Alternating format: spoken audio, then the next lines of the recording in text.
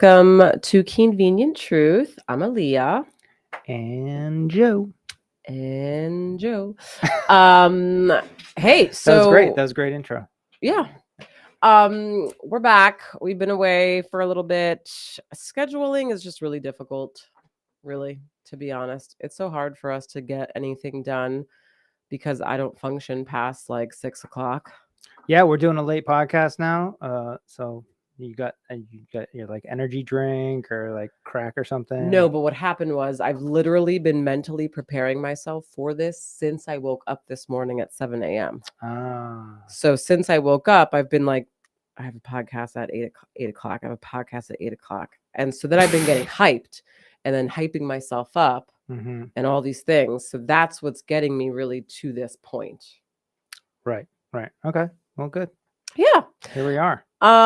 So anywho, we don't really have much to really recap because our lives are just kind of like whatever. We're just Well, we've been working talking. and There living is. life It's just a and bunch of boring stuff. We got family yeah, coming in. family coming in, blah That's. blah, all that wonderful I stuff. mean, we got a big Gatsby Days parade. I don't know if Huge you know about Gatsby Day that. parade coming out. It's It's a a big big thing thing. here in Rhode Island in certain parts.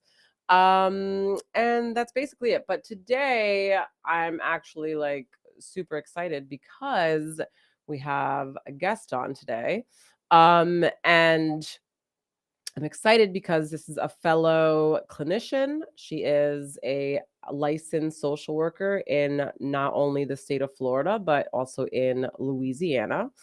So she also has worked in the substance abuse population for quite some time, also with the elderly population, with dually diagnosed individuals, schizophrenia. And I'm sure she could elaborate and go on a little more in depth in terms of the specific populations that she's worked with. I have worked with her in treatment facilities. I actually have learned a lot from her. She's actually really kind of like one of those individuals who not only has been a colleague and someone who I've just been really close friends with, but who I really truly admire as a clinician. I've learned a lot of my skills from her. I'm a therapist snob. I don't know if anyone actually knows that, but I'm a huge therapist snob. So I'm really picky about clinicians in terms of who I feel like is really skilled. And she is one of those people. So Yolanda Adams is who we're going to have on. So let's bring her on. Yeah. Boop, boop, boop, boop. That's All what. right. Well, great. Glad to be here. Hey, Yolanda. Welcome to our show, Keanvenient Truth. How you doing? Welcome. I am doing well. I'm doing well, adjusting to Louisiana. Coming Yeah. from Florida. It's So hold on. You just moved there? almost a year ago. Okay. Yeah, almost a She, year ago. Are you from there? Yeah, I am literally. I live on the street where I grew up. I'm about a house, two houses down from my mom. Part of the reason coming back to Louisiana is I wanted to be near my mom as she got a little older, so I could secure my inheritance. Are you near Shreveport? I'm actually on the other end of the state. I'm near LSU. I'm in Baton Rouge, Louisiana. Oh, nice.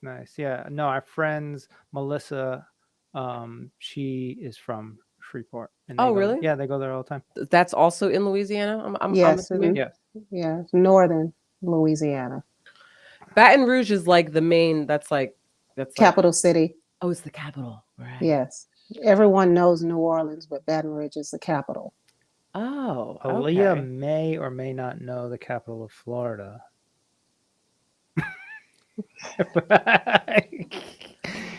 Aaliyah may or may not know the capital of Rhode Island. Oh, no, I just Providence. I There just you gave go. it to her. There I we just gave go. it to her. I know it. First of all, I didn't even know that there was a capital of Florida. Who'd even knows that? Every state has one. Every state has a capital. All right, we won't get it. Yeah, we're gonna move on. Interesting. That's my friend. I love my friend.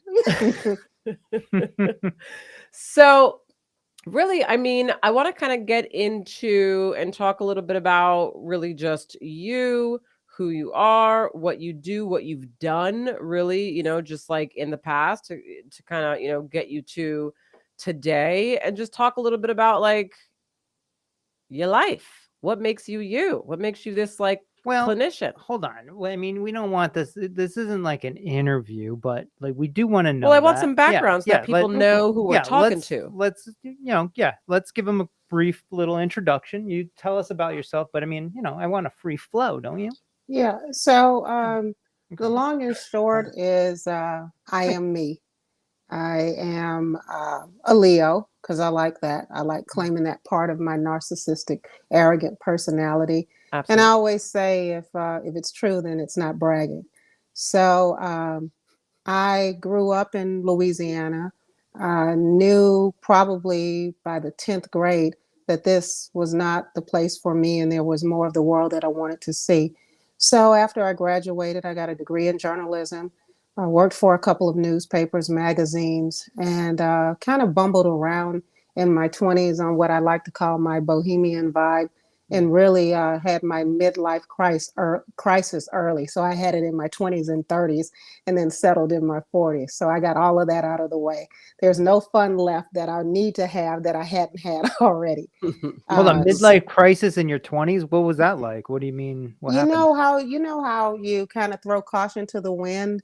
You know, when the people have their midlife crisis, they go back and try to recapture a part of their youth that they felt they hadn't excised. Well, Mhm. for me, I was like, let's do it all. You know, let's get to it. And I had a great time. I was fortunate enough when I worked for the newspapers, I had an opportunity to travel. I had an opportunity to meet at the time individuals who were, talent and stars, and we had just some really unique experiences. One of the ones that always stick out to me is I had an opportunity to sit down with Afeni Shakur at a home that she had in Texas, where she had so much of Tupac's memorabilia, and just to be able to sit there with her and talk to her, and she went out in her yard and like picked a watermelon and like no cap, we ate watermelon. You know what I'm saying? And she talked about the struggle and what her son meant. And this was after he had passed away. To have that opportunity. I've lived quite a few places and gone full circle, and now I'm back at home. And eventually, probably will end up in Mississippi, which is the state where I was born. Just kind of getting back to roots. I think life, in some ways, is a kind of full circle event. The seed grows into a tree, the tree yields a fruit, the fruit produces a seed, and then it comes all back around again. There And she is. yeah, There she is. there's who. There you are. There's you with these great. She's always saying something that's like this, like a really just good way of saying something that makes you like be like, oh yeah, exactly. Yeah, Like that almost makes like a sense. poem. Yeah, it is. A lot of what she says is very poetic. Like, yeah. Yeah. Yeah, so I'm just coming back around. I've been fortunate enough with the work that I've done in my life to be involved in being a change agent. I just yesterday on Facebook saw that one of my clients actually graduated with a master's in family studies, Oh and wow. this was someone. You know how we used to do, Aaliyah. There are some that need a little bit more love and a little bit more attention, and then sometimes a little bit more tough love Yep. and a little bit of I don't know, just they don't need leniency. Yeah. They don't need that at all. And so I still get those moments of, I left something. That's part of everybody who I've counseled, who has made a change to me. That's part of my epitaph. Yep. I made the world a better place, maybe just one word at a time. And my approach to therapy has always been pretty simple. I just want a person to be a better version of themselves, and they decide what that is. I'm not going to get involved and get emotionally invested in stopping a behavior or change. No, it's what you want. If I can assist you in that, and that's you believe that's the path where you need to go through conversation, hey, maybe something else will shake out and you'll make these minor adjustments and end up at a different destination. Right. But that's what I like about therapy. It's just basically a conversation. It's philosophy wrapped in love. So hold on. Like, Philosophy wrapped in love. so I like that. basic. So what I got out of that, and I could be totally wrong, but it sounds like you ask them where they want to go, what they're trying to accomplish out of this therapy treatment, right? Hmm. And then you're saying whatever they say, that's what you go by. That's where we start. Yeah. That's Really? where we start. So let's say I got somebody who smokes crack 3 times a week and they want to smoke crack once a week. Okay, well, let's We're start gonna there. get we're gonna get you Let's down to start. once a week. What Yeah, if somebody let's. comes in and they're just like, they didn't really, they're there because somebody else told them to go there and they don't know why they're there, and then Mhm. they're just like, I want to smoke crack every day. Okay. Then you just say, okay, well, let's go down that path. And what I would say to that person is if that's the truth, then why are you here? Right. Because if you want to smoke crack every day, you just go out and do it. You wouldn't acquiesce to someone else's request for you to be here. Right. So You Mhm. that don't need to means be that here. you don't have your own personal control. So maybe we should work on that. So Maybe you'd you have to should tell be you'd have a tough time with me, because if I smoke crack, I'd come in there and I'd be like, I don't know, I just like to talk to people and smoke crack. So then what? fine. Then I'd like lead you down this like rabbit hole of like, Not No. necessarily. no, No, not necessarily, because as long as the conversation is honest, we're both going to gain something. As long as right. as long as the conversation is honest. So if that's where you are, as let's say, as a hey, I want to smoke crack every day and I just want somebody to talk to. Hey, that's honest. Well, why do you want to talk to someone? Mm, What's missing? What are you looking for? And then for me, on the side of a clinician, hey, I may have to understand that somebody's going to come to me and they don't want change. They want company. They want companionship. They want some mentoring. They want, um, some nurturing. They may not necessarily be interested in change at that moment. But if you're seeking something, that means that there's a void. And so let's find out what that is and What let's that void is. explore that. And that void, as you say, could be termed as a rabbit hole, but it could also be a tunnel. You know, it just depends. There was yeah. uh this one person in particular who, how we like have these people who we work with, and there's just like, there's some of them that will just forever leave an impression. You will never ever ever forget anything about them. It's just like there, right? Yeah. So there was this individual male who I worked with at this other facility. This is like after BHOP where we worked. And I remember him coming in on his own. Like nobody made him go in. I think maybe his parents were kind of just like, like, look, like we're about to just stop talking to you altogether. But at this point, he was already homeless. So he was already living on the streets. He was already, right? So he comes into us. He probably stayed for literally maybe about an hour and a half, 2 hours, right? And then at the time I was a director. So of course, they pull me in. Now we got to do the AMA, which is Mm-hmm. trying to block someone and prevent them from leaving treatment, basically. Um, so I sit him in the office, we're talking, and I'm coming at him with in every angle, basically, like, okay, well, I mean, like like, what do you have right now, like in your life? Like you initially came. So what'd you come for? Like, so I'm tackling all these things, da da da da. Get it. At the end of the conversation, he was like, I just want to live my life. I just want to live life the way that I was living. I want to go back out on the streets. And I was like, so you're telling me that you want to continue to be homeless and live on the streets and panhandle? And that's what you want to do? And he looked me dead in the face. I'll never forget this. He looked me dead in the face and he was like, yeah. And I was like, so what about living on the streets is just like better than, I guess, the possibility of something else in life? And he said, because he's got no responsibility. I got no responsibility to anybody else but myself. I could do whatever I want. I can fail. I could succeed. I could do this, and no one's going to give a shit about me. And I'm fine with that. And I was Mm-hmm. like, Man, how do you argue with well, that? okay. So obviously I came at him more, blah, blah. We had a serious talk, the whole nine. And then it just kind of like got to a point where I stopped like even really challenging so much, because I realized, like, because it was like an hour in. Mm-hmm. And then I just kind of got to a point where we were just having a conversation, and he really truly was just like, this is where I want to be. I know that it's not society's version of what they think I should want for myself. I know that clearly there's things that I'm running from. I know that. I'm not blind to that. He was like, and I know that. And he was like, I know all these things, but this is what I want right now. And I looked at him and I was like, all right, well, here's the paperwork. He signed it. I said bye to him. He was like, thank you. He left. And let me tell you something. A year later, a year and change later, I'm now living in Fort Lauderdale, and I'm driving just like to the store. I'm stopped at a red light. Who do I see? You Homeless see your on the guy. street asking for money. Him. Hmm. Did you say what's up? No, I didn't say anything, but I thought that was actually just like I was like, yo, this was like a year and a half ago. I was talking to him and he was talking about how much he was like, I know that I'm running. I'm fine. This is where I'm at. I want to be homeless. And a year and a half later, that's where he's at. Hey, That was can't his argue with it. yeah, I mean, you can't really like you could really only go but so far. Like after a while, it's just kind of like, okay, So you like Yeah. felt this like is he was what like you truly happy with that decision, No, I don't think he was really true.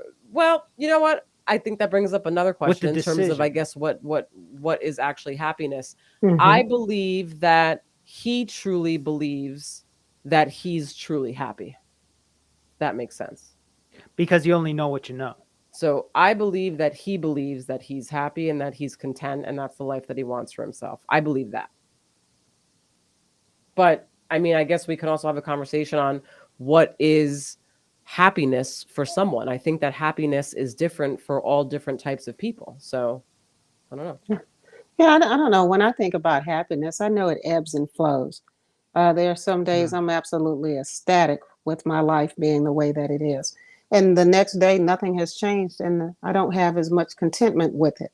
Mm. There's this restlessness that seems to, I think it's like I said, it ebbs and flows in life. One day you're fine with where you are, everything is good, and the next day, none of your conditions have changed. But it's part of it is the mood sometimes. Another part of it is expectations.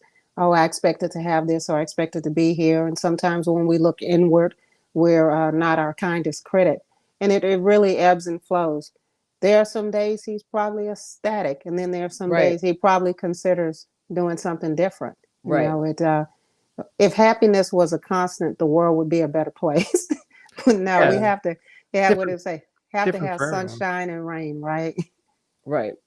Yeah, Exactly. it's all based on how you perceive life, I guess, right? Yeah. Um okay, so going I know we kind of got off on this like side thing for a second. That's fine, but you were talking just a little bit about really kind of like just your background, your life, what brought you here. So today you are in Louisiana, Mm-hmm. you're licensed in Louisiana. Mm-hmm. Something that you had sent to me in your bio that I don't think I knew so much about was that you also have uh, worked with the elderly population, specifically focusing on schizophrenia and other. I worked at an inpatient mental health facility for adults 59 and up. 59 Uh, and up. and Okay. up. That's Yeah. interesting. So some of quite a few of our patients um, had pervasive mental health issues since their 20s, diagnosed. And if you can think about, there's a 30-year history of hospitalizations, medication changes, bizarre behavior, the breakdown of family systems. And in Louisiana, there's a 72-hour hold, and then there is what they call a PEC, which is a physician's emergency certificate, and then a CEC, which is a coroner's emergency certificate. And so if you have one of those two, I think a PEC is a 14-day hold and a CEC is up to 30 days. After that, they can seek commitment for you. So the problem is that the care for these individuals is still managed through insurance, and that could be Medicaid or Medicare. Right. So I'll have someone who comes in and they're in a state of psychosis. One guy believed that people were coming through the ceiling of his room to get him, and he was walking around with a gun, uh, prepared to shoot. Another one felt that somebody was coming for him, and they have a lot of paranoid delusions. And so these are individuals who are either a threat to themselves and others, or just a threat to others or themselves. And so we had to convince an insurance company that this person who came in, who is seeing things that are not there, talking to people who do not exist, are still in a state of psychosis that warrants inpatient care. Unlike substance abuse, it's hospital care, so it's above residential, it's inpatient. And then there is no residential care and there is no PHP. So imagine going from an inpatient setting back out to the Back street. out to the light. Wait, Yeah. okay, so just so that everybody understands, who's listening, just in case. So there's like different levels of care when we're talking about the world of treatment, the world of recovery, whether it be mental health or substance abuse. So what Yolanda was just talking about were the different levels of care: inpatient, residential, PHP, IOP. And typically what happens is when you go into a treatment facility for substance abuse specifically, you can go in at, let's say, the highest level of care, and then the goal is to kind of work your way through the lower levels of care to eventually transition out so that you can actually live life in a healthy way. So there's like a slow transition because of the levels of care based on medical necessity. What you're saying, though, is you're saying that for mental health and specifically the adult population 59 and above. Yes. Okay. So because of those two factors, there is no hospital setting. Well, they're in a lockdown facility with us because they've either been a threat to themselves or others. Okay. So that's After there. about 7 days, the insurance company begins to push back on whether or not that person still requires that level of care. Right. And we're still reporting that they're responding to internal stimuli. Like, we'll sit down and have a full blown conversation and get mad with the person that they're talking to. Right. Yeah. And this is a person that they'll say, well, did they threaten to hurt anyone? Well, no, they didn't threaten to hurt anyone. Okay, well, then they're no longer a threat to themselves and they no longer need this level of care. Now, imagine putting someone out on the street who is having a conversation with themselves, sometimes with individuals. They'll have a group of people with them, and they will interact in a way that's threatening to others. I think about this gentleman that recently was harmed, killed on the train in New York, and to me, he would have been the type of individual who would have been one of our patients. He would have been one of those guys. And we have these individuals who have these mental health issues, these mental health crises. And, we want to talk about what came first. Was it the mental health issue, or is it a gun issue, or whatever it is? But at the end of the day, if we're not treating the person and we're putting individuals back out there who have these issues and they have access to guns, I can't tell you how many of the clients that came to us had access to guns and different weapons, and nobody makes them give them up. I'm in Louisiana, it's red through and through. We have a senator who says, trust your fellow man, but keep a gun handy anyway. That was part of his campaign slogan. Right. So it's like, having worked in that setting, coming from substance abuse, I realized that there wasn't a lot of family interaction, because when you're 59, you pretty much burned all your bridges. At that No, point, with that, yeah, exactly. With yeah, that you've type of burned like all your disorder bridges. diagnosis, yeah. From an outside perspective, because I'm not a therapist, right? I see from what the story that you just told, the problem is the insurance companies. Like, they're basically acting as if they're qualified therapists to determine whether somebody should be in a hospital or out in the streets. That's what it sounds like to me. Did she freeze up? I think we lost her. Yeah, I think she did freeze. Oh shit. She might just have to log back in. Yeah, if you're still there, just log out and Click log the back link in. back at, yeah. Like, close out and close back, come back. But yeah, it definitely Right? is. And actually, interesting enough, she could speak even more to that because she also worked for insurance companies. Yeah, I was like saying it, but her face wasn't changing. Yeah. I was like, hold on, I think she froze. Yeah, she also worked for insurance Tell her to companies. log back in. Yes, log back in. Sorry, guys. Bad connection. So it's going to be interesting actually to hear what she has to say, because she now knows it from both angles, from working for the insurance companies as well as being a clinician. So Man, I hope she heard what I said, because I'm gonna have to repeat that again. it wasn't that much. Yeah, I know. I thought I said it in a pretty eloquent way, and it sounded really great. You So, did, but now you gotta. Well, I let mean, me just, rewind. And, do you think it's the insurance companies? Okay. Hey, there she is. Yeah. I was See I was that? like I was like Yeah. making my statement, and like you were just like, and I was like, man, does she not care about what I'm saying? That was exactly what it was. That's what happened. Don, did you hear anything that I said, or do I have No, to? right when you were getting to your ramp up, that's Yeah. when because Mm. both of you guys froze too, and I was like, Okay. So yeah, I was just saying that I think that it's like it sounds like it's based on the insurance company is the real problem, not like outside, like even guns or whatever. It's like it's the insurance company is the one that's making the determination to send to be a qualified authority to make the decision on whether they're in a hospital or out in the streets, when they're not. They're just some person that works for the insurance company, and they don't want to pay anymore, right? yeah. Well, they have different criteria. You know, you're familiar. Aaliyah is familiar with ASAM. In the setting where I was working, it was locus criteria, and what they do is they try to take something um, that is really not quantifiable. You know, how a person feels is really not quantifiable. That is something that is objective to that individual. The therapist sitting in front of them has a subjective as well as an objective view on that. What the insurance companies want to do, because the nuts and bolts of what they do is numbers and statistics, they want to get it into a place where they quantify.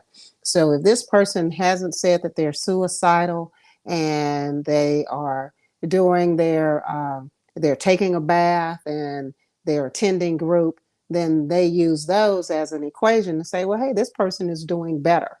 And as we talked about, you know, happiness. Something yesterday I was ecstatic in the same situation I'm in today, but today I'm a little bit anxious and not so much. And they don't they give basically about 3 or 4 days of coverage at a time. And so, in those 3 or 4 days, if a person is doing well, which you would think is evidence that the treatment is working, it actually is counterproductive for that individual, because now, since they're doing well, then Bye. they can, yeah, you can go, you can go. You don't And need this level of care. See ya. yeah, Yeah, and this is a huge problem with the healthcare system. I think it's like they just make, like you just said, develop some sort of equation or whatever to throw it like across the board at everybody, as opposed to taking healthcare as like an individual case by case issue, which yeah. it is, right? The across the board is what they do just to make it easy, but it's not resolving anything. It's just like saving money for the insurance company or government or whatever, right? Yeah, and they put themselves in situations where lives are lost. You know, I know that I've advocated for individuals to stay in treatment because I absolutely knew that this person was not ready to go, and I knew that this person was trying, and And and you're the authority figure. You're the one that they should go by. They don't know. They shouldn't know anything. They should go ask you, the person that's been with them. well, I'll tell you what the trick is. The trick is that they have somebody who has an MD behind their name, Mm-hmm. and their medical director Mm, will usurp and has more Mm-hmm. what they would say clinical knowledge, even though they're reviewing something remotely. The Mm-hmm. medical director will make a decision on a 10-minute or 5-minute or 2-minute conversation Mm-hmm. as to whether or not this person is going to stay in treatment. And there's another trick to this. The insurance companies got slick enough that they said, we're not going to make the decision. We'll send it to a third party who'll make the Yeah. decision. Well, the insurance company employs the third party. So what Right. is the third party going to do? Consistently right. rule, rule Right. against the insurance company? Dude, Right. everything to do with like pharma and the healthcare in this country is like a scam. There's all these backdoor All loopholes these backdoor that loopholes. that are not based on taking care of people and actually like helping people. It's based Hmm. on like the bottom line. And I'm not saying like money and like capitalism is bad or anything, but like they're doing things that are immoral. And Yeah. and the more, and this is why I'm happy to have this conversation publicly like this, because the more people that understand this about our health industry, the better off we're going to be, and the more we can like push our politicians to like change the laws and all this other stuff, Well, you this know. is what's frustrating too. This is why, Mhm. like, I mean, and again, I'm not the best person to, talk about people who've run for presidency because, I don't really know anything about that stuff. But from what I do know, I really haven't heard anyone who's either running, who has run, who became president, who did whatever. I haven't heard anyone really truly talk about those two issues, big pharma, right? Hmm. And the insurance companies and mental health, and really like say, that's gonna be my focus. One of my focuses, I'm gonna really da, da, da, da, and actually do something. It's like no one, not You even know who's talking about that? Robert Kennedy. Robert Kennedy I Jr. knew. Yo, this Joe's is my obsessed with new. him right now. Yeah. I'm now, you know, I guess people probably would have called me a Republican or whatever in the past. I'm never anything, and I never vote or anything. But Hmm. I guess my views have aligned with whatever. But now I am a Democrat because I align with Robert Kennedy Jr. That's what happens when you start sleeping with a liberal. But listen, no, I don't care anything about sides, blue or What's red. so funny is that that's actually because if you're talking about me, it's actually like I'm actually nothing too, right? I feel like I'm very much in the middle. We just call it like it is. And this is Yeah. what I'm saying. I'm not a Democrat, and I'm not a Hmm. Republican, and I'm not a Trump supporter, and I'm not a Robert Kennedy Jr. supporter. But Hmm. what he's saying is great from what I can hear, and he is talking about the pharmaceutical industry and how it's a pharmaceutical industrial complex, and we need to Yeah. dismantle it and not allow them to, pay off other congressmen and other politicians to get their laws written by themselves and things like that. So yeah, Yeah. you guys should check them out. I mean, if you're a Democrat, you should definitely check them out. If you're a Yeah. Republican, you should also check them out. If you're I, independent, everybody should yeah. check them out because I guess we're all independents then. yeah, I am equally disappointed in everybody. yeah, The uh, fact that there's no compromise, the fact that None. None. there's this seemingly endless torrent of we're right, you're wrong, mm, 24/7, and the divisiveness. I'm not a fan really of anyone. But yeah. one thing that I will say is it's really hard to champion mental health because the people who need it most, they don't vote. It's They like don't. try, what are you gonna do? Where are you gonna pull the bus up to pick Right. up 50 schizophrenics to take them to go Right. vote? I'm you sure. know, I'm sure the How's politicians that? will figure out a way to do that, though. Yeah, you know, Well, they did for people who come out of prison, right? yeah, Didn't they? I think they They changed let like people out of they prison changed just to vote. right. Well, they changed the law too because at yeah. first it was what like right like you couldn't You vote couldn't like vote you until lost your after legal you paid rights. Mhm. all of your, you paid all of your legal They fines and changed that Yeah, shit fees. real they fast. let But illegal immigrants vote. I Next mean, yeah, next they are gonna get a bus to go pick up a that's yeah, treatment facility full of hey, you yeah, just gave me an schizophrenics. idea. You just gave yeah, me an idea. yeah. Hey, well, you So, know what? Call me, call me. I got a ton of them. I got the answer to gun control. I absolutely got it. Just whoa. No. text. Uh-oh. What happened? Are you there? Hello? Uh-oh. I guess I need to come back again.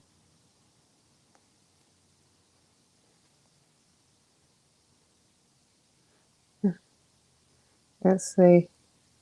I guess. And out. And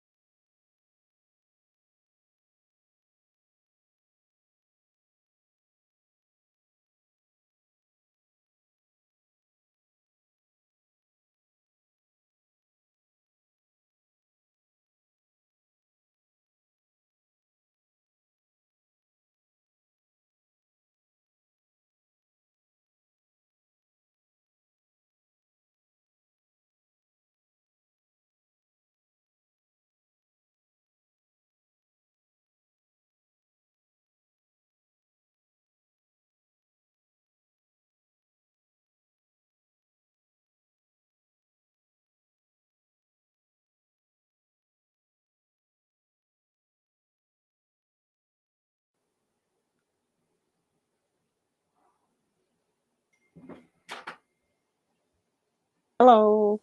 Sorry. Hello. That's all right. Down here. That's all right. See, as soon as I mention gun control, as soon as we talk about insurance, this is a conspiracy. This It's a Right. conspiracy, you it know, is actually. because we're telling the convenient truth. They don't want that. Right. So they're trying to stop us. They're always trying to hold us down. Yeah, you can't hold me down. All right. Well, we'll just have a part 1 and part 2. Okay. Sorry about that. That's the first time that's ever happened. It was my fault because I was given the computer. It's a long story. Technical issues. Okay. Look, it still says that we're going, I think. It Yeah, still does say. It still does say that we're going. Holy shit. Okay. And we're back. Here we are. Okay. Here we go, people. Well, Yeah. all right. I'd like to announce my candidacy for president of the United States. You're doing a lot better than Elon's launch with Ron DeSantis. Right. That's exactly how I just felt right there. Like I was That's like, right. holy The whole shit. thing crashed, right? Yeah. As soon as I talked about gun control, I got the answer, man. Gun You're right. control, insurance, mental health, big pharma. Yo, Bam. actually, that's a good Shutdown. starting point for the second half of this podcast. You had mentioned that earlier, and I was thinking, me and Aaliyah, or Leah and I, have had several conversations about, not so much. I guess it has to do with gun control, but it's like what do you do if you're living in America where owning a gun is your right? Like, is there a way to mitigate, the wrong people from getting a gun? But is there a way to do it without the government being in control of it? Because if they're in control of it, they're going to take it to the China side, where basically nobody has guns, and then they have us under some sort of control of drones or social network in equity, something, whatever. But paying for things with your hand. That's a real thing. Just came out in China. Yeah, they have in a digital China. They have a digital currency, which they want to do here, and basically they can shut people's digital currency down. China. They're doing that shit now. China. They're doing all this in China. But they can do it here. Yeah. Well, see, this is the thing. This is my thing, and it's comedic, but it could possibly work. Just tax the hell out of bullets. I mean, make bullets so expensive that you think twice about shooting someone. Right. Honestly, though, that actually does kind of make sense to me, because for the things that are expensive in life, like I'm trying to think, like what I really like, I don't know, maybe I'm gonna shit all over this, but keep going. Yeah. Something that I really financially care about a lot. I do think. My daughter's swim class. Okay, here we go. My daughter's swim class. I have to pay $100 and something fucking dollars a month for this damn swim class, right? And so when she misses a class, if she does, I get real on the inside. So much so that if I miss a class, that means moving forward, I get crazy about making sure that she does not miss a fucking class. Because in my mind, I'm like, I'm fucking wasting money, $100 and something dollars a month for her to go fucking 2 times in a month? Absolutely not. She's fucking going. You know what I'm saying? So I see that in terms of the bullet, the tax bullet the theory. hell out of bullets. You're like, man, tax the hell out. Shooting up Any and this school everybody right can now. have a gun. Tax fucking the hell bullet out of costs bullets. fucking $2,000. You guys aren't actually thinking this through. Go for it. Help me. Help me. Bring it on. Okay. All right. That sounds great right now. Who's getting that money and what are they doing with it? Right? You're saying tax the hell out of them. The government. So you're saying give the government more of our money. We don't give them enough, right? Hold on, time out. Here we go. For individuals who have bullets, guess what they're going to do? They're going to stockpile what they already have. So now they'll be already stockpiled. But so here we go. Going forward, let's say tomorrow $1,000 tax on every bullet. $1,000 on every bullet. Okay. I know what you're saying. Give the government more of our money. What difference does it make? They're going to take it anyway. They look before I get You've paid. given No, up. no, time out. I haven't given up. How can you say that and I'm not even finished? Okay. That's so inconvenient. Well, we are the convenient truth, so yeah, continue yeah, on. yeah. So here it is, $1,000 a bullet. As crazy as it sounds, everybody who has bullets today, they know now that their bullets are worth $1,000 more per bullet than they were yesterday. Mhm. So now there's a market of bullets. Nobody is buying new bullets. We're trading now in the old bullets, unless you're terribly expensive. So you say, okay, now we're giving the government more money. At the end of the day, they get paid before I do.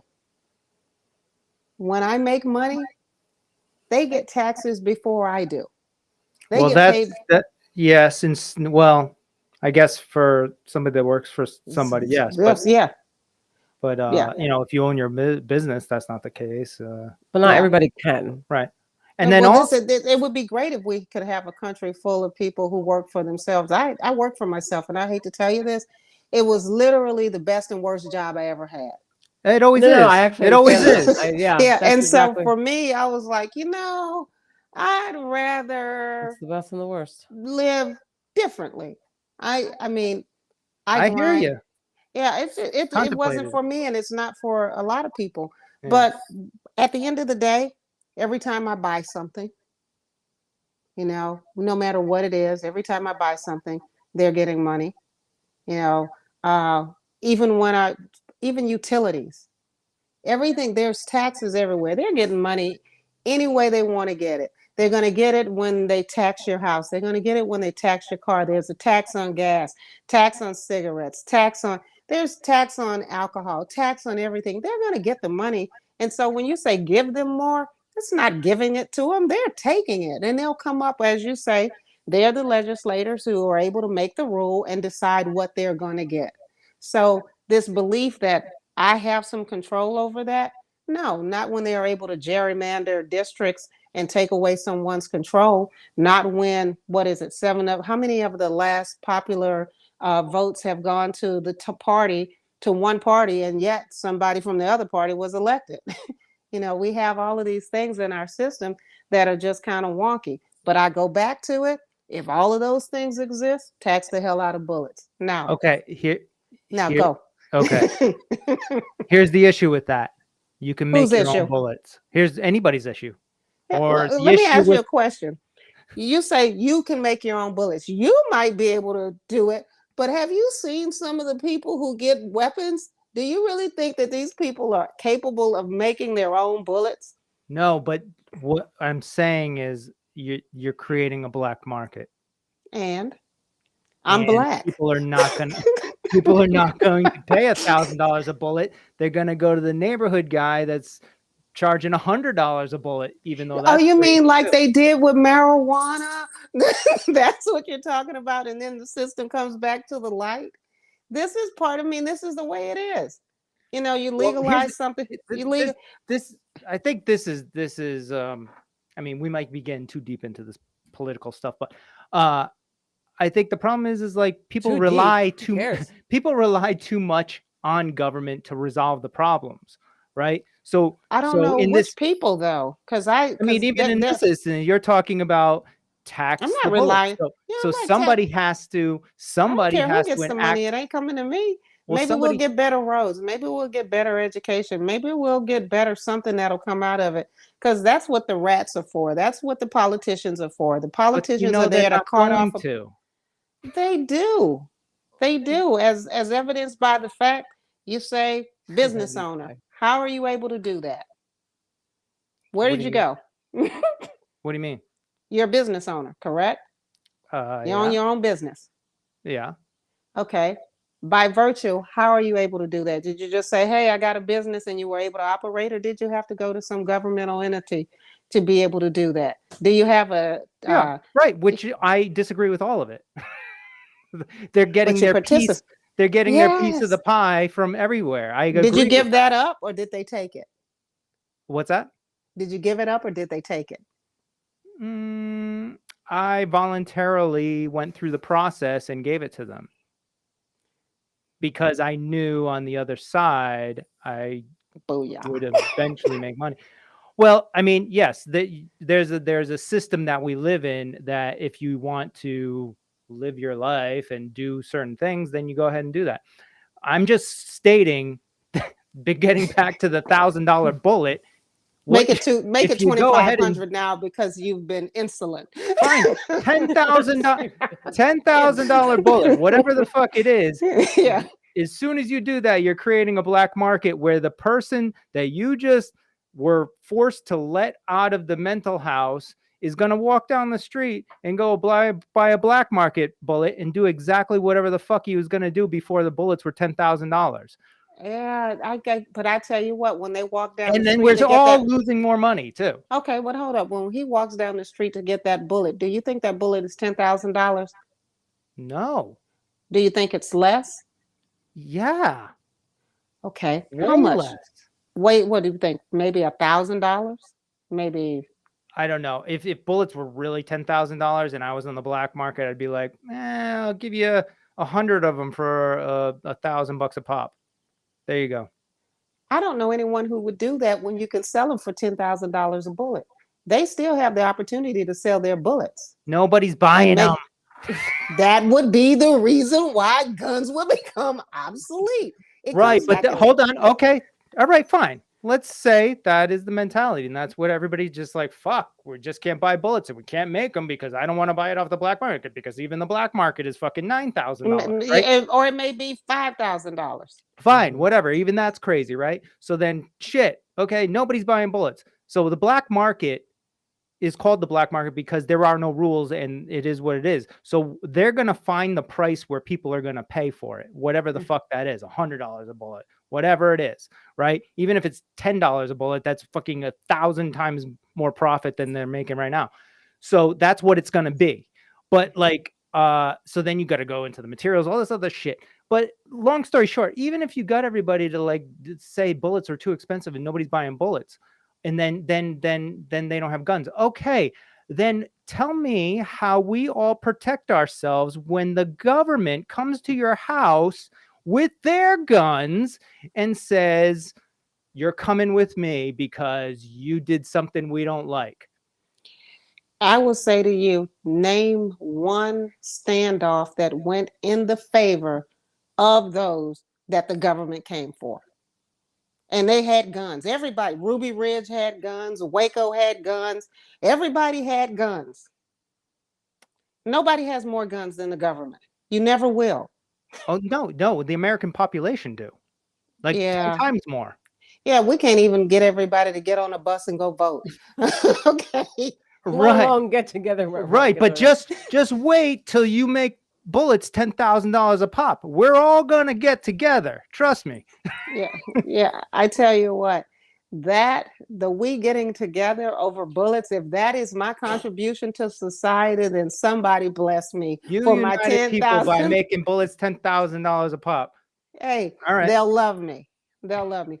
Because you know what? This country loves outrageous. Everybody loves outrageous. Everybody. Yeah.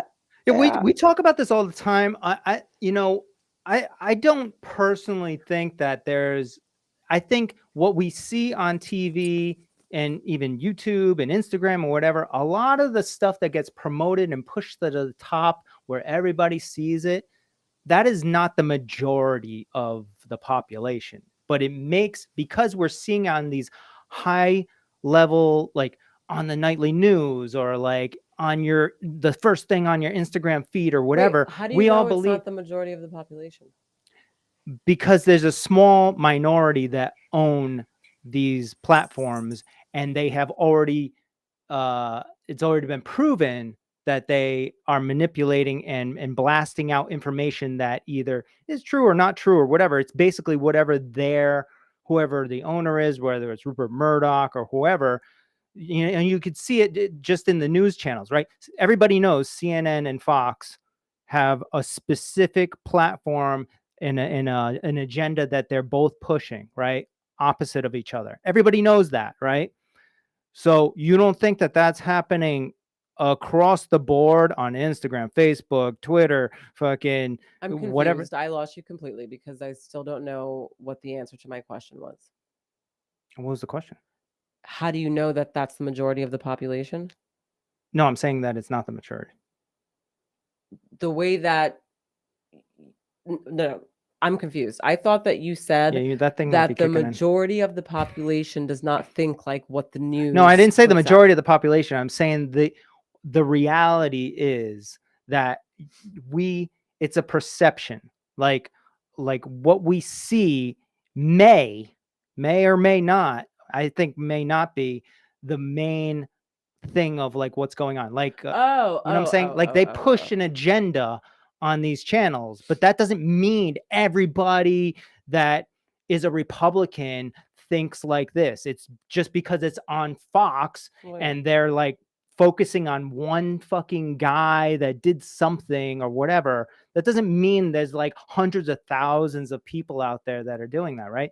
So like That's I like think what they're doing in Florida right now. I just what They're I really think making once again, Florida. I think we're getting a little deep, but like, you know, I think a lot of people can get captured by a particular outlet that they look at, whether it's the news or whether even it's Instagram or Twitter or whatever, and whatever is the trending thing on there, it just makes them assume that everybody in the world is like thinking this or whatever, when maybe it's not, you know. And I'm sure you sounds like you travel a lot, right? And you know, we used to. But until we had a Yeah. kid, you know. But you know, I feel like when I go out and I talk to just normal people, I meet people on the street in like different cities and states and wherever I go, most people are pretty not crazy and kooky, and they have logical ideas and thoughts. And you know, I don't know, maybe I'm going off the deep end over here. I'm just, I don't know. I think it's kind of hard. It's an opinion, really. I think it's hard for me to say certain things like that because I feel like I can only go based on my own experience. So if I'm going based on my own experience, then that's what you're saying is gonna sound different from somebody else's experience, you know? Like that movie. So there was a movie on Netflix, the one that Kenya Barris did with Jonah Hill and Lauren London and Eddie Murphy. Yeah, I think it was You People. Yes. Yeah, okay. yeah. So my sister hits me up and she's like, yeah, so what'd you think about You People? And me, right, I'm going based on, again, just what I thought about it. But what I thought about it, I think was also based on my own experience in my life. So when she asked me, I was just kind of like, I don't know, like I really like it was okay. Like I really like wasn't really like so into it or whatever. And she's like, really? Why? And I'm like, I don't know. I just feel like they just like overdid it a little bit, like, or this. I think we or had a that. whole podcast like, on that. Yeah, I was like, I just felt like it was just like too much or whatever. But what was interesting is that my sister did not. My sister, she related to it. Completely related to like so much of it, like completely. Like, and it was so interesting hearing the examples that she was giving me as to why it is, or and how she related to it. And I was kind of then at that moment, that's how I was like, this is really all just, and I've known that, but this is really all based on our own experiences. And then we base whatever it is that we go through and people we speak to and things that we see, you know, and we generalize it and act like that's like, no, it's just based on, because somebody else can have a very different fucking way of living and different encounters in life. So that's going to change that. Yeah. Yeah, but no, seriously, getting back to the gun thing, but yeah, but like real, like the $10,000 bullet thing. Okay, that's a great idea, but but no, Aaliyah and I have talked, and this gets back into the therapeutic realm of like, if there was a way that you could have a third party involved in, because Aaliyah was talking about you know how there's like these regulations with guns and you have to go through, you know, to sign these forms and you had background checks and stuff like that, right? And Aaliyah initially she was saying how you know, they need to have more regulations and stuff like that. And we were like, well, okay, do we? Or I was saying that there just needs to be, I think, a actual mental health, like some kind of a intake, something, some kind of a something, screening something, but like designed by actual like psychologists, licensed clinicians, people who really like understand exactly like what questions to ask, what to look for, blah, blah, blah. And I do think that a lot of that actually may have to be like an in-person, like you go somewhere and you have an appointment there and it's an in-person evaluation, because that shit can't just be you just answer something on a fucking piece of paper and then just fucking let it ride. Like it has to be like some serious thing. So I got all like technical. And then you were like, well, who's going to work? And I was like, well, the only people, like the government would probably fucking, you know, then the government some, funds like, it. They would fund it and da-da-da-da, and So do they're all of paying this. the therapist. So Then now they're paying people, which is going to be fucking nothing. Then it ends, which means that the quality of care really is probably going to be fucking nothing. But then it ends up being like a system like the insurance company paying the doctor, right?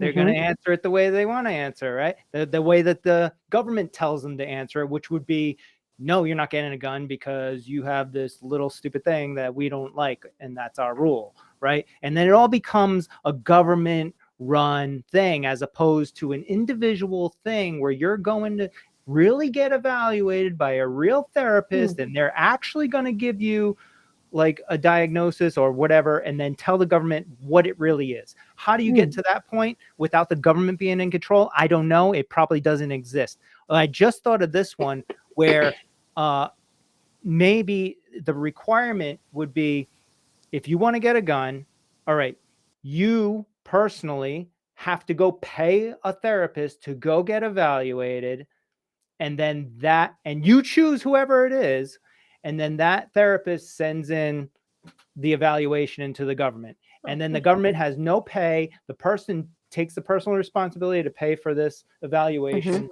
I don't know. That's the closest I've gotten. I got an idea. What about if you have a car, you have to have it insured. If you have a house, you have to have it insured. Motorcycle, boat, your body. What about if you own a gun, you need to be insured? Now it's all out of the government's way. And you just told us how you hate the fucking insurance companies and they're. But hold on, but here it is. Hold on. But now it's guns. So if you have a gun, you have to have a certain liability and an insurance. And then to be fair, that I don't particularly does make sense though. Yeah, I don't hate the government. I could care less about the government. The government only interacts with me when it interacts with me. And it's every road I ride on, the government put it there. The schools that I went to even my college, was a land grant university. I currently I'm about to be employed by I have no problems with the government. The government's been good to me. You know what I'm saying? I got no problems with the government. Me and the government get along fine. I just want to say that in case anybody from the government is listening. But this is you, though. This is you. Yeah, but here it is. If I want to have a gun, I need to have insurance. I need to have insurance on the ability to have a gun. So if I shoot somebody, they can be taken care of. If it's stolen or whatever, have to have. I think that makes total sense. It's the same thing for a car or anything else. Absolutely. And if I get shot or something or someone, because at least my insurance will fucking pay for that goddamn thing. Absolutely. Fuck that shit. You get you're insured. So here it is. There's some money. The money goes to the insurance company. The insurance company is going to decide who they want to insure and not insure with a gun. Insurance company. And the insurance company is going to talk to another insurance company about this guy's mental health. Right. And they're going to be like, hell to the no. Mr. Burns, they're paranoid, schizophrenic, Vietnam vet, cannot have a gun. Not have this fucking gun. Yeah, he cannot have a gun. Yeah, even my idea, I was just thinking about it, if we even go that route, then they'll start being these new therapists that pop up that specifically deal with the gun license thing, and then they're just like giving people guns all day long. That's what I'll happen. No, it won't. We don't even need a therapist to get involved. Just ensure you make bullets. Make bullets expensive. The both the insurance. The insurance company is like basically just almost as bad as the government. Hey, but I know What's you wrong like with the that? government, but you know,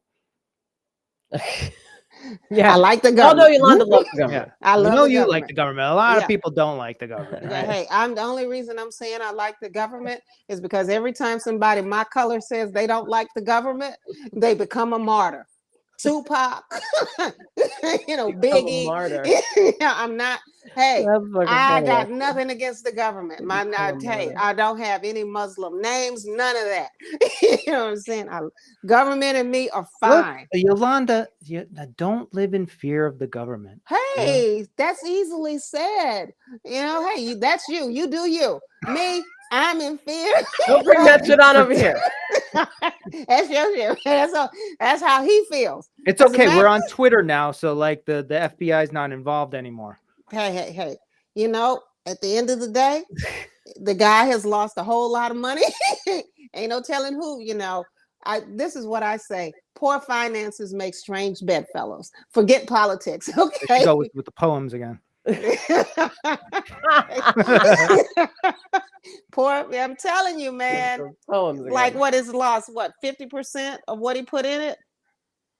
Oh, Right? I don't know. I don't care. Obviously, he doesn't care about the money. He doesn't give a shit. This is the important part, right? He doesn't care about the money. What does he care about, and why did he do it? Here we go again. I could care less. I like the government. Man, government. They made good cheese back in the day. All right. Government. All right, Yolanda's all about insurance companies and government. Okay. Yeah, you know what? If you quantify me however you want, just keep calling me alive. That you know what? You have honestly, if you have an idea that is radical and it goes against establishment, you're in trouble. If you're going against money, Yeah. if you're going against the machines that produce money and produce power, and I'm just one little bitty voice, but in the way the world works now, this could go viral, and all of a sudden, I've said something that tens of thousands of people. I am not duh. I don't know nothing. I know nothing. Yolanda, Back in the day, I wanted a cult. I don't want a cult anymore. I'm out of that business. Wanted a cult. Yeah, that was like the pinnacle of my success. I'd have my own. I'd have a cult. You know what I'm saying? Can you imagine your own cult? Come on. Yeah, that's what Trump is caught up Fucking on now. Trump. Look at Trump's cult. Yeah. I mean, with so how much money many did he make people. on hats? Oh my God, that guy. Yeah, but anyway, but me, I got no problem with nobody, not the government, nobody. Just make sure we get that down. Don't love the government is okay. I don't love them, don't hate them. I'm neutral. All right, Yolanda. Yeah. Let me work a different angle with you. You're a therapist, right? So what people like us we do is we try to empower individuals, right? To come into their own, speak up for themselves, right? That's what our country needs to do. That's the problem. That's what's going on. This is why you feel the way that you feel, right? And it's to me, I look at it, I'm like, you shouldn't have to feel like that. You shouldn't have to say, government's great. Don't worry. Don't come see me. You shouldn't be living your life like that. You should be living an empowered life where you are the individual that is in control of everything that you do, and you are not in fear of saying anything about anyone. And you know what I'm saying? And this is what we do, Utopian. or what you guys do as therapists, is to do fantasy. that for people, right? So utopian fantasy. I'm sorry, I just got a utopian fantasy. At the end of the day, we have a long history, verifiable, a long verifiable history of squeaky wheels going under dirt. So you're saying I shouldn't. You're right, I shouldn't. But guess what? It would be ignorant not to. Well, I just I mean, how many people died suspiciously? You know what I'm saying? Right. Yeah, I No, mean, I hear you, but that's the yeah. reason why they. So That's the reason why they kill Martin Luther King, a fucking JFK, a Tupac, a Biggie. They kill these high-profile people, so we'll all look and be like, I don't want to be Biggie. no, I they don't want to killed them be because they Martin were Luther. talking too much and said the wrong things, and the other people heard them and felt empowered. I get you on that. I got no problem with that. What I am saying to you is, I am not a tree shaker. I'm not going to go shake the tree and have fruit fall down. Check this out. I'm not even a jelly maker. I'm not going to go pick up the fruit and make jelly. I'm not a tree shaker or a jelly maker. I just watch the fruit Problems again. fall. I All right. watch the fruit fall and go, All right. fruit on the Okay. ground. All right. We Oh, damn fruits on the we ground. will boil this down. Yeah, that's so fucking me. We'll boil this That's down. totally how I feel. Fruits on the ground. All right. All What right. y'all going to do about it? I hear you. Oh, We'll boil this down to Yolanda is comfortable with where she's at in life. She's happy, and she is the one that is going to empower others. The end. I could deal with that Yeah. because All it's right. very broad. Yes. yeah. It's Yeah, very broad. absolutely. Yeah, I'm empowering people to be empowered. And you're Yeah. protected by the patient client patient doctor rights. What do they call it? Yeah, Protections of like whatever you talk about in your yeah, therapy, yeah, nobody all else of that. can understand. So you could be, Yeah, you know, yeah, and then there's just one other thing: protection. That's another fantasy. There is no such thing as protection. There's none. Nobody has protection. If that were the if you have a case, gun, you do. these are the people who shoot the most because they're always scared. If I'm That's true. protected, That's I true. shouldn't be scared. Like the woman in Florida who just got shot knocking on someone's door. Oh my God, so crazy. That's right. Scared people shouldn't have guns. That should be the criteria. Scared Who the people. hell do you think is going to get the guns? It's not the people that feel empowered. Like, if I knew I could kick everybody's ass, you know what? And I could beat up somebody who had a gun, I'd never need a gun. But if he got a gun, I'm going to get a bigger gun, you know? And if he got two, I'm getting five, you know? And I've got cameras and motion sensors. I mean, we Motion are sensors. we're all so afraid. I mean, Yeah. I watch my neighbors. I say hey to them, but I still watch them. Right, totally. Mm.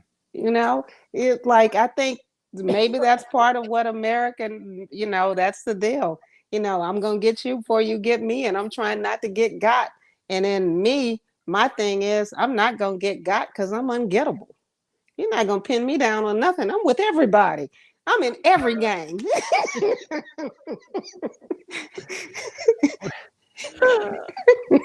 Sorry, I'm with All everybody. of them. All of them. I agree with Interesting. everybody. All right. I see how I can see the connection here. Very Do you get it? a neutral. Very Yeah. walk the line. I got it. But I also think, oh my God, it's like a dust something. No dust down here. Yes, there is. It's no dust. I also think it has to do with a little bit of like, It what? oh, the mentality of what you say being neutral, like to walk the line. Yeah. Although I do think that's definitely valid for me. Well, as a therapist, I think you sometimes Right. have to. But I feel like as a clinician, that's actually like all I do. Meaning like there are some moments where obviously I'm very, like probably, I can go a little closer this way. But if I'm talking about being neutral in the middle, as a clinician, the majority of the time, that's what it is. You are. We need to get a cough button. I need some of this. Jesus.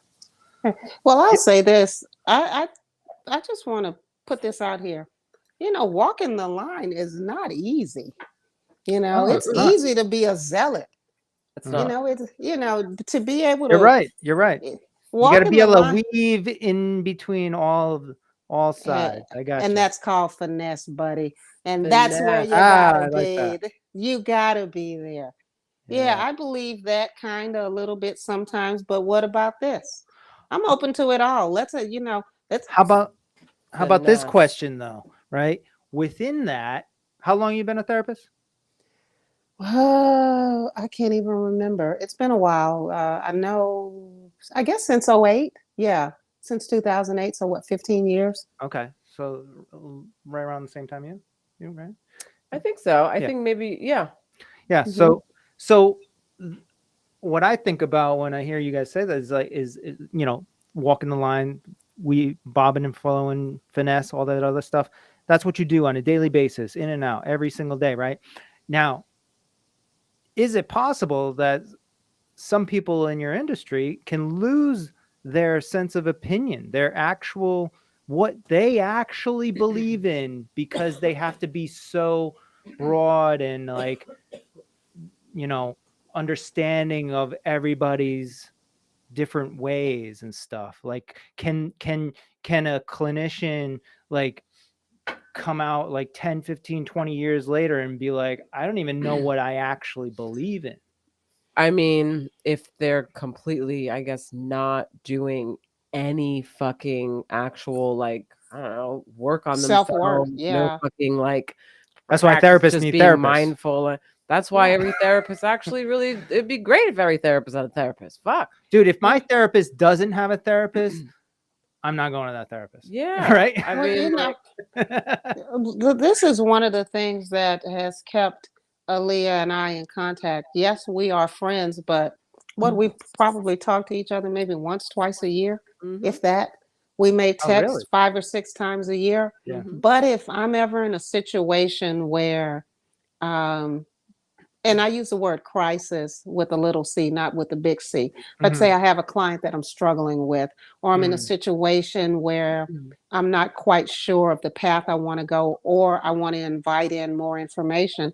We have a group that's around us, and it used to be daily because we all work together, right. and we were constantly honing our skills. And when you hone your skill, all I think in a way a therapist is a mirror, and individuals, even me, my perception of who I am is clouded by my perception of who I believe I am. Mm-hmm. And so being able to be in front of someone who is a mirror, and that mirror has to be unclouded, meaning that those prejudices that when you come to me and you are in front of me, what I want to reflect back to you is who you are and what Yeah, you are. Right. I totally, don't totally. want that clouded with how I see you or what I Right. believe or what you should do. Yeah, that and becomes and an issue if that's the yeah, case. Yeah. and that's the part of it where I would say a therapist needs a therapist. It doesn't always, in my opinion, have to be in a therapeutic setting. Right. It can be in a, like, we are colleagues. Yep. Right, Um, just having conversation yeah, about like, Yep. yeah. yeah, yeah. And then when we run into things that are new or difficult, and I may have not had the experience that she's had in a certain area, hey, give me a little bit of information on this. Okay, well, this is where I am, and this is what I'm thinking, and this is the way Mm-hmm. I want to go. And we Mhm. bounce that back and forth. And, we have a couple of people that we can do that with. And it's just constantly to make yourself better. If Always. you if you're a clinician and you are starting to lose who you are, then you're not a very good clinician at all. Mm. And if You're not. anything, if anything, being in that therapeutic setting with someone, you should become stronger in so many different areas, Mm. because you are able to vicariously walk through someone else's pain, through their trauma, through their triumph. You're able to do all of that vicariously. And in Mm. some ways, that's on you. There, you can't clean it all off. There's a part of that, and Yeah. it's maybe a different level of empathy, a Right. different level of insight. Yep. Yeah. I guess yeah, you guys could probably see that as like inspiring, right? You see somebody go through this whole process and you're like, wow, I could do something like that in my life too, I guess. I'm kind of straying off a little bit, but I was just thinking about what you're saying. Yeah. Yeah. Well, look, I got some bullets for sale. They're only Oh yeah, $3. only $10,000 each. Yeah. Let me get 20 of them. Yeah, all right. Hey. And there it is. I'm gonna drop out and start my cult. Fucking cold. Damn it. Yeah. All right. All right. Well, Leah's probably her eyes are getting a Okay, little I know. heavy. This is the latest for me. It's time for me to wrap this up. Yeah. Absolutely, absolutely. It's 8:30 here. So I've enjoyed Oh, oh this. my This was God. fun. You guys, it was very interesting. It was a conversation. Oh, Yeah, You know. good, good. good, good. Yeah. I'm glad you were on. We have to do this like again because Yolanda Maybe likes this can be your conversations like this this. this can be the therapy. This can be the new therapy session. Maybe we'll get some more therapists on here, and we'll all just give each other Do, therapy. I can do a round table. Yeah. Yeah, yeah. But You as guys can all long point as your they fingers at agree, me because I'm not the therapist. Be like, I ain't yeah, got you no know that. problem with you. I like you. I like you. Probably with you. Let's start I with got no you. problem with you. Yeah, you're all No right with problem. me. Yeah, yeah. I got no I know. problem with you. Not No problem. anyway, not now. Later we'll see what happens. Yeah, I don't have any problems except for your $10,000 bullet, but you know. If you were able to make money off bullets selling your bullet that you got for $3 for 10,000 a watt, would you have a problem with me then? Oh, there it is, the pause. Thank you. It's a lot to think about there. Also, and no, I'm not even gonna go down the road. I can't even go down the road. I can't even. Also, Yeah. because I will keep Oh, going. I can. I can. $9,997 profit. Come on, who wouldn't take it? Right, right. Who knows where Eh, we would be? Say if we didn't have guns 200 years ago, they took away the guns 200 years ago. Where the fuck will we be right now? We would be goddamn China. This is the thing. Nobody is saying take the guns away. All right, just could take the bullets away. Take the bullet. I don't Take the care. bullet. Everybody All do All right, right, you can have, all yeah, right, know it's the what? same fucking thing. All right, take the protections away from people. No offense. Have you not heard of pistol whipping? It's still a viable way to hurt Well, somebody. then we cannot compete with government. Then we cannot compete with government. Hey, look, there was a time when they had swords on the ends of guns. We've come a long way, okay? We've come a long way. We got some side conversations to have. Yeah, Long absolutely. side conversations. To have. Absolutely. If I'm a Democrat now, though, so you know. Don't do that. Don't be that. Don't do that. Maybe I have. Just We have. bob and weave. Be a Demo Right. Republican. Bob and A Demo weave. public. Yeah. A Demo Finesse it. publicrat. Yeah, Yeah. that's it. Be a Demo publicrat. Yeah. Yeah, We're that's nothing. it. We're nothing. All right, guys. Guys, you guys, All I right. have to go. All right. You know what? Just You are. Now there was one time we did a late podcast and she was like actually like had her eyes closed and shit. Yeah. Just like Yeah. starts drifting off. I gotta tell you, I admire that because that's kind of how I roll. When I'm done, I'm like, all right, see ya. I gotta go. I gotta get out of here. All right. Hey, look, thank you guys so much. I enjoyed this. It was super fun. Yes. Peace out. Bullets for Bye. sale. Bullets for sale. Thanks for coming on. We'll talk to you All later. right. All right. Bye. Bye. Thanks, Yolanda.